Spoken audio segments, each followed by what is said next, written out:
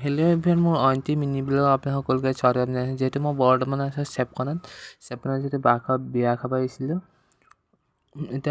এতিয়া মই ৰাতিপুৱা চাহ খাই আহিছোঁ, পিঠা দি মেলি, হেঁচা পিঠা দি ৰাতিপুৱা সময়কণ।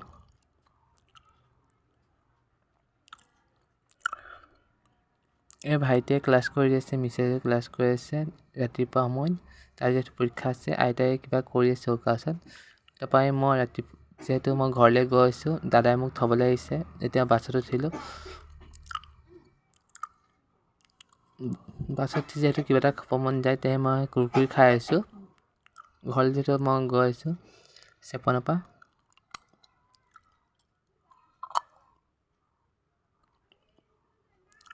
এয়া আহি পালোঁহি বগীবিলখন আপোনাক অকণমান দেখাব চেষ্টা কৰিলোঁ।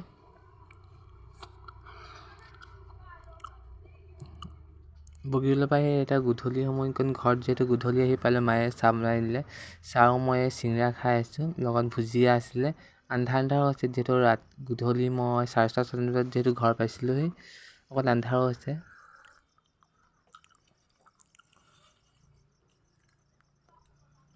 যিহেতু ক'ৰ পৰা আহিলে চাহকণ খাব মন যায় মোৰ, সেইকাৰণে গাখীৰ চাহ বনাই দিলে মায়ে। তাৰপৰা চিংৰা আৰু ভুজিয়া দি মই যিহেতু চাহ খাই আছোঁ।